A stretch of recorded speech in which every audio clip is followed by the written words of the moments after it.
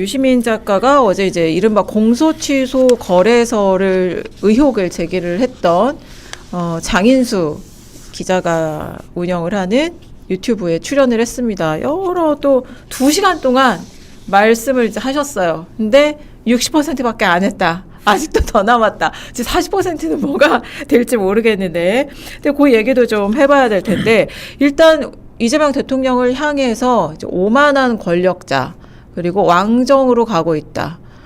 이런 표현을 했고, 김민석 대표는 대통령의 대리인이다. 이런 표현을 했어요. 어떻게 보십니까? 저는 한 두 가지로 보는데, 하나는 유시민이라는 한 인격에 어떤 감정이 있지 않겠습니까? 뭐 본인이 배제되고 이재명 정부에서 소외되고 속상하고 불만이고 짜증나고 했던 그 감정의 배설을 전 했다고 봐요. 그냥 나와서 다 쏟아낸 거죠. 그러다 보니까 이게 참 난처해진 게, 이제는 겸공에도 나갈 수가 없고 이제 매불쇼에도 못 나가는 거예요. 그리고 그분들도 같이 그동안에 뭐 유시민 씨는 뭐 참 지성인이고 뭐 현자고 비타민이고 뭐 신경안전제고 막 이렇게 불렀던 사람들도 이제는 그 말을 할 수가 없는 겁니다. 하면은 그냥 너 유시민하고 생각이 똑같네? 이제 반명이네? 이렇게 되는 거예요. 그러니까 굉장히 혼자 감정을 배설할 때는 시원했겠지만 그 이후로는 아마 인간관계가 상당히 협소해지고 좁아질 것이다. 그런 생각이 들고, 두 번째는 자기의 바람을 네. 이야기했다고 저는 봐요. 하나는 이재명 정부 망했으면 좋겠다죠. 이거는 뭐 어물전 썩은 내라든지 뭐 필연적인 필패라든지 뭐 저주의 언어는 끝이 없다. 그리고 이제 말이라는 게 본인이 큰 채널들 나갔다가 지금 이제 작은 채널로 가고 있잖아요. 그러니까 역설적으로 기사는 더 많이 뽑으려면 말이 더 강해지는 수밖에 없는 거예요. 그러니까 같은 얘기를 더 센 표현으로 망했으면 좋겠다라는 인디언 기우제 지내듯이 기우제를 지낸 거고, 그럼 왜 망해야 되냐? 이재명 정부가. 그래야 본인이 진영 내에서 주도권을 갖는다고 생각하는 것 같아요. 그러니까 반비례 관계로 뭐 국민의힘도 장동혁이 죽어야 한동훈이 뜨고 한동훈이 죽어야 장동혁이 뜨듯이, 여기도 이재명 정부가 잘하면 이재명 정부의 노선을 같이 하는 뭐 김민석 대표나 뭐 강훈식 실장이나 뭐 송영길 의원이나 이런 분들이 주도권을 갖게 되면서 차기 권력을 만들어가지 않겠습니까? 그건 정치의 생리니까 너무 당연한 건데, 이분들은 그 꼴 못 보는 거죠. 주도권을 갖고 와야겠다. 우리가 윤석열 시대 때는 대안이 없어서 이재명 대통령을 밀었지만 지금은 우리도 해볼만 하고, 이재명 대통령 연임하는 거 아니니까 우리 주도하에서 해야 된다. 그래서 전 이번에 정청래 대표부터 당대표 때부터 엄청나게 밀었고, 그 앞선에서는 조국 대표를 평택 선거에서 이분들이 다 지원했다고 생각하거든요. 근데 이제 그게 많은 부분 좌절이 됐기 때문에 앞으로는 이제 플랜 B와 플랜 C를 가동을 해야 되는데, 전 그거는 이렇게 쉽게 녹록하게 되진 않을 것 같아요. 왜냐하면 정청래, 김어준, 유시민, 뭐 최욱 이런 분들이 각자의 위치에서 각자의 이해관계가 좀 다르기 때문에 아마 그게 단일 대우로서 어떤 모종의 어떤 결과물을 만들기는 매우 어려울 것이다. 전 그렇게 봅니다. 아무튼 유시민 작가는 그냥 이재명 대통령한테 이제 낙제점을 준 것 같아요. 더 이상 공부하지 않는다, 학습하지 않는다, 이런 표현도 해서. 근데 거기다 학습하지 않는 대통령을 향해서 참모들은 직언도 안 한다, 노란 얘기도 안 한다. 그러니까 망조가 들었다, 이런 얘기죠.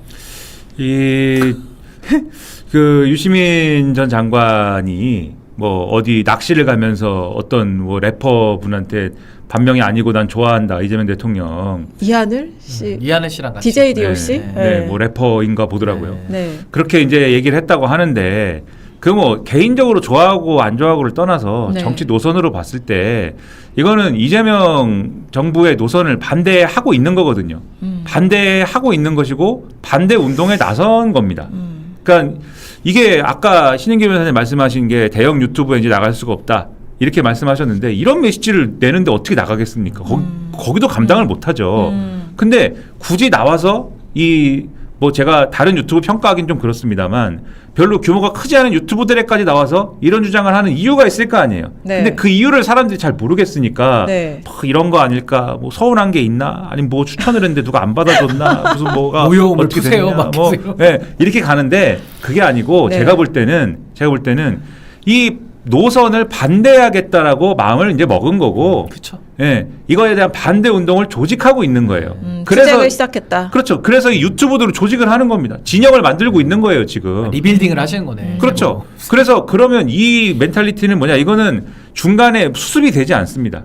이 정권 끝날 때까지 이렇게 가는 겁니다. 유시민 전 장관은. 이 노선을 반대하기로 마음 먹었기 때문에 이 노선이 잘못됐다고 생각하기 때문에 네. 그리고 이거는 지금이야 이제 우리가 유시민 전 장관의 말이나 이런 거를 뭐 지금 뭐 어저께 한 말에 대해서 제가 뭐 많이 반론할 수 있는데 어쨌든 간에 이런 말들에 대해서 이게 반론도 하고 뭐 이게 말이 안 되지 않냐 하지만은 정권 말에 가면은 이제 이 일종의 이제 차기 권력을 향한 경쟁들이 막 시작이 될 거잖아요.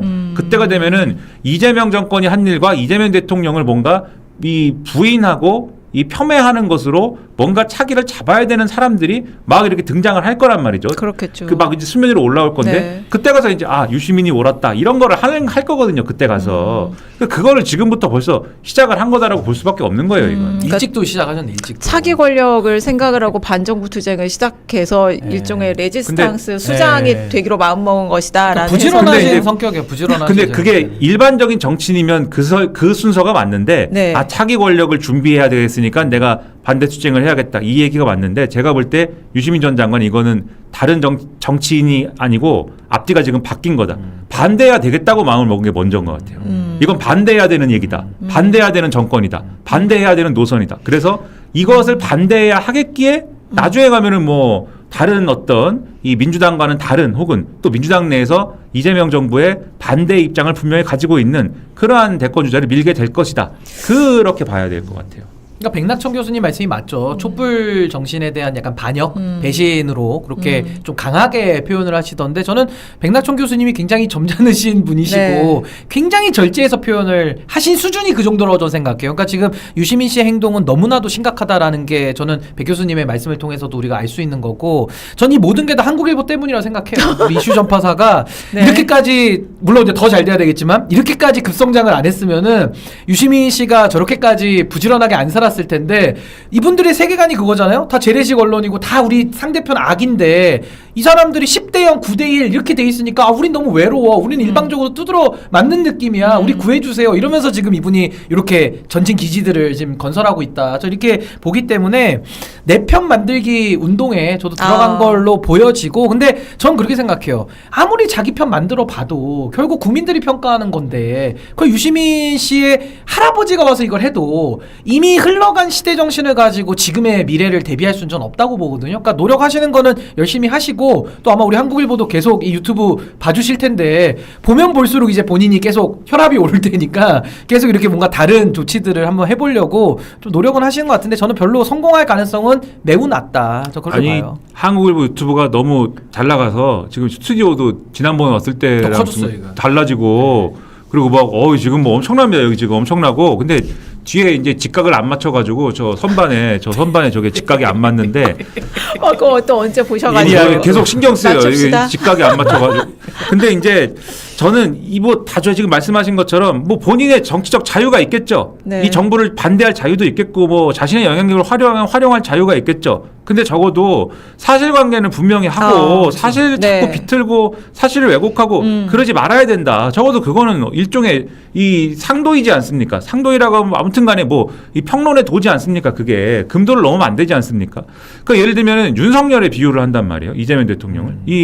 이 집권 연합을 붕괴를 시켰는데 윤석열이 그걸 볼 때 저 사람은 나중에 망하겠다라고 내가 생각을 했는데 이재명 대통령이 거의 유사한 일을 하고 있다. 네. 이게 거의 저주에 가까운 얘기지만 이렇게 얘기를 했어요. 이거는 민주당 사람들이 감당할 수 없는 얘기라고 저는 생각을 하는데 근데 그게 맞냐는 걸 한번 따져봐야 된다는 거예요. 윤석열이 한 일은 그때도 평론가들이 다 윤석열이 이렇게 이 집권을 했을 때는 나름의 이제 집권 연합을 만든 것이다. 그게 뭐냐면 원래 국민의힘을 지지했던 보수층 그다음에 민주당이 마음에 안 들고 문재인 정권이 문제가 있다고 생각해서 전략적으로 윤석열을 지지한 소위 말하는 중도층 중에 이제 보수적인 부분 이분들이 합쳐갖고 이제 어쨌든 윤석열 정권을 만든 거였는데 윤석열이 저렇게 통치를 함으로써 윤석열이 저렇게 여당을 자기 손으로 저렇게 두들겨 패므로써 중도층이 다 떨어져 나가서 그럼 누구하고 통치를 하느냐? 지금 원래 여당 지지층도 다 떨어져 나가고 중도도 떨어져 나가고 다 버리면은 도대체 혼자 정치를 하겠다는 거냐? 이게 이제 집권 연합을 이제 해체했다는 얘기의 본질이거든요. 그 비판을 저를 비롯한 평론가들이 윤석열 시대에 많이 했습니다. 근데 이재명 정권은 뭐냐면 이 지지층 확장을 이재명 대통령이 하는 거잖아요. 이재명 대통령이 하려고 하는 거지 않습니까? 근데 이 지지층 확장을 하는 거를 반대하는 거예요. 유시민 전 장관을 비롯한 이러한 그분을 따르는 사람들이. 그러면 이 구도에서 사실은 윤석열이 하고 싶었던 윤석열이 취한 태도를 유시민 전 장관 등이 취하고 있는 것이고, 왜냐면 우리 지지층만 소중하고 우리 지지층만 마음에 드는 일을 하라는 거에 가까우니까.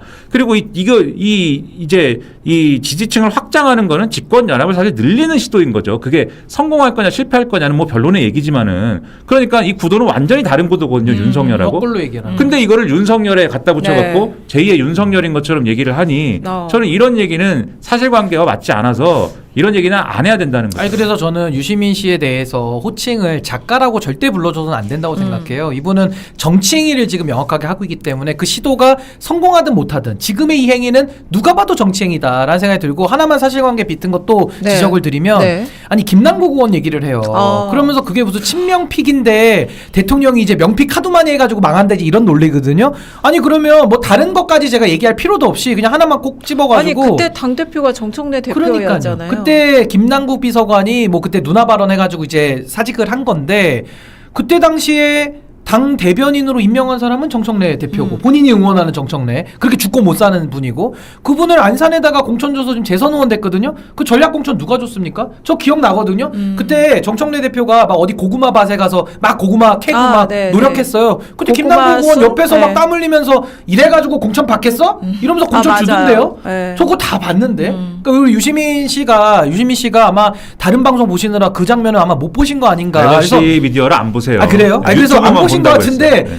김남국 의원은 누가 뭐라 그래도 정청래 픽이고 정청래 대표가 준 겁니다. 그리고 하정우 수석도 얘기하던데, 하 수석도 대통령께서 수석으로 임명한 건 맞죠. 그때 총선 나간 데가 대통령께서 딴 마음 품지 말라고도 얘기를 하셨고, 기사 찾아보시면 정청래 대표가 10고초려 했다는 얘기까지 나와요. 10고초려. 네, 그랬죠. 그럼 누가 해서 누구 픽인데 누구한테 책임을 뒤집어 씌웁니까? 전 이런 식의 사실에 바탕하지 않은 완벽한 이거는 거짓과 조작에 가까운 전 여론전이라고 보기 때문에 이건 매우 심각하다. 저 그렇게 봅니다. 매우 심각합니다. 뭐 저까지 말을 보탤 건 아니지만 왕정이었으면 보안수사권 전면 폐지 이렇게 되지 않았을 것 같아요. 그리고 왕정인데 대통령을 이렇게까지 비판을 하는 사람들이 많아요. 왕정인데 지금 왕정이냐 아이고. 귀족정이냐 그 얘기가 이제 전당대회에 이재명 대통령이 개입했다 이 얘기잖아요. 그러니까 이게 그렇게 되면은 당이 왕정이다 뭐 이렇게 얘기를 한 건데, 그게 이제 이재명 대통령이 전당대회에 개입했다라고 뭐 주장하고 그거에 대해서 비판할 수 있겠죠. 저는 그거에 대한 비판을 뭐 유시민 전 장관이든 누구든 할 수 있을 텐데,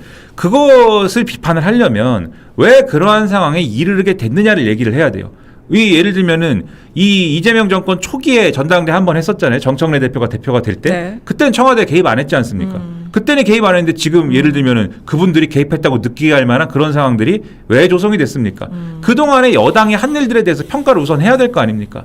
여당이 제대로 할 일을 하지 않고 이 이재명 정권에서 하고자 했던 일들을 사실상 뒷받침을 안 하면서, 그리고 오로지 당내 소위 말하는 강경파들이 주장하는 검찰개혁 이 얘기만 주장창 하면서 그리고 이 검찰개혁도 아까 한참 얘기했지만 제대로 돌아가는 방식으로 세팅을 하지 않았기 때문에 결과적으로는 이렇게 가서는 안 되겠다라고 대통령이 생각을 하면서 사실 극약 처방을 시도하게 된 거잖아요. 네. 그 과정을 얘기하지 않고 왕정 귀족정을 얘기하면 안 되는 것이고, 왕정이면 이미 1차 전당대회에서 정청래 대표가 안 됐겠죠. 그러니까 이런 맥락을 딱 뚝 잘라가지고 이런 식으로 비난하는 데만 사용해서는 안 된다.